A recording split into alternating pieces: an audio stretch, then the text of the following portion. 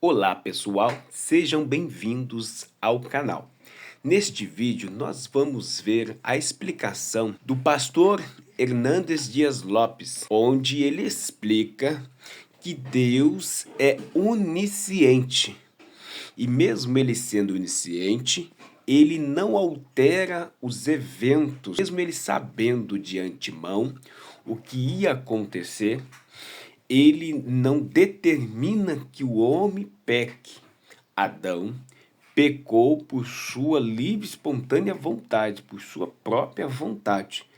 Deus, sabendo disso, não alterou esses eventos, não induziu o homem a pecar. Também nós vamos ver um pouco que o pastor explica sobre a semente da mulher.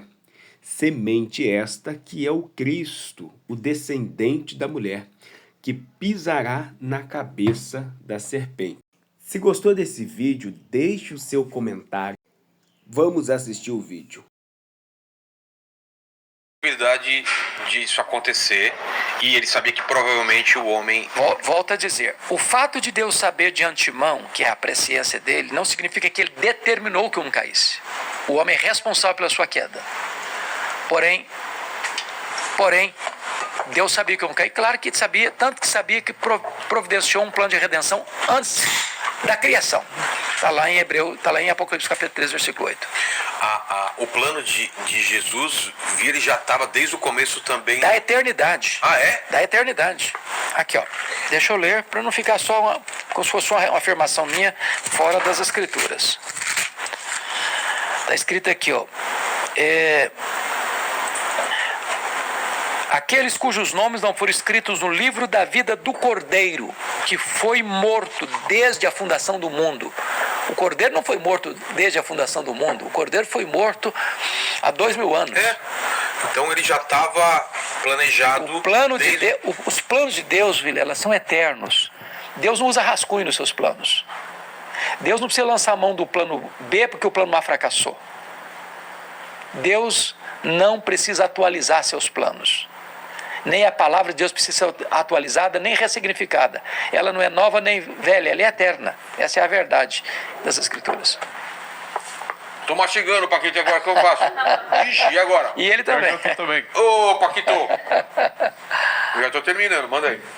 Ó, também sobre isso, o Wanderson Pontes, ele perguntou aqui, na sua opinião, você consegue enxergar que após o pecado da desobediência no Éden, Eva ficou grávida e que ali existem duas sementes, onde Deus fala em Gênesis 3,15? Essa é a pergunta, né? Aí ele falou, eu vejo duas sementes, uma de Adão e outra da serpente. Como assim?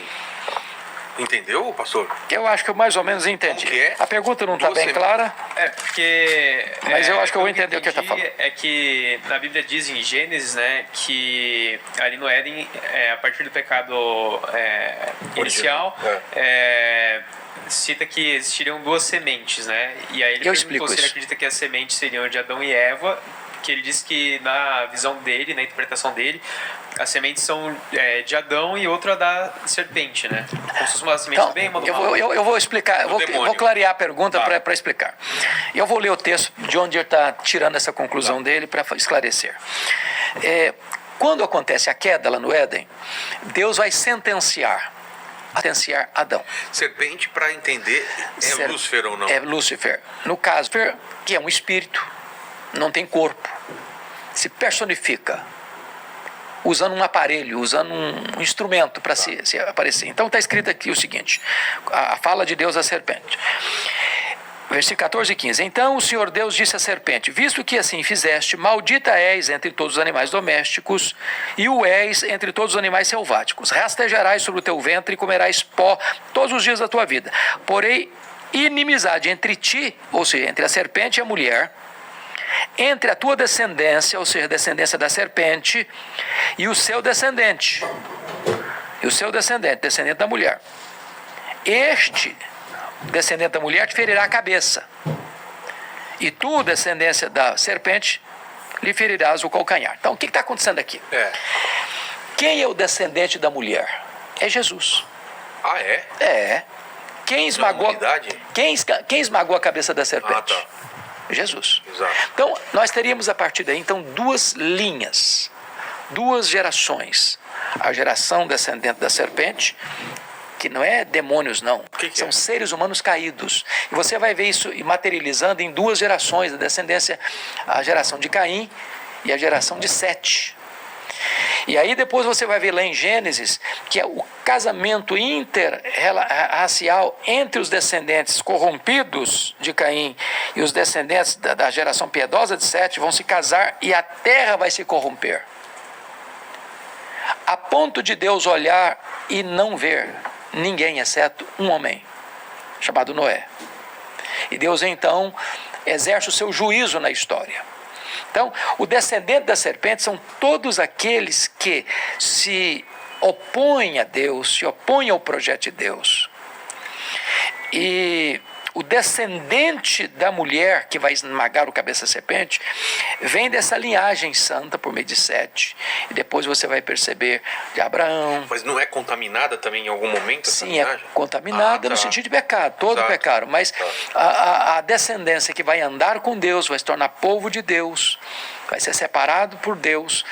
E aí a questão não é, a pergunta, ele está confundindo, ele tá confundindo Adão e Eva, não. É. O ponto, ele está falando de duas coisas aqui, só. Ele falou uma semente de Adão e outra outra de da Eva. serpente. Não é. Não, serpente e uma do Adão, não é? A ideia não é a semente de Adão, a ideia aqui é da mulher. O semente da mulher, o descendente da mulher aqui, está falando de Cristo. E é Cristo que vai esmagar a cabeça da serpente. E o descendente da mulher, ou seja, essas duas gerações. Mas ele esmaga no Apocalipse ou na cruz? Ah, é? Na cruz. Quando Cristo morreu na cruz. Eu vou ler para você. Tá. Não é um termo literal de esmagar assim com a serpente, mas é o que a Bíblia vai mencionar que Cristo vai fazer na cruz do Calvário. Está em Colossenses 2.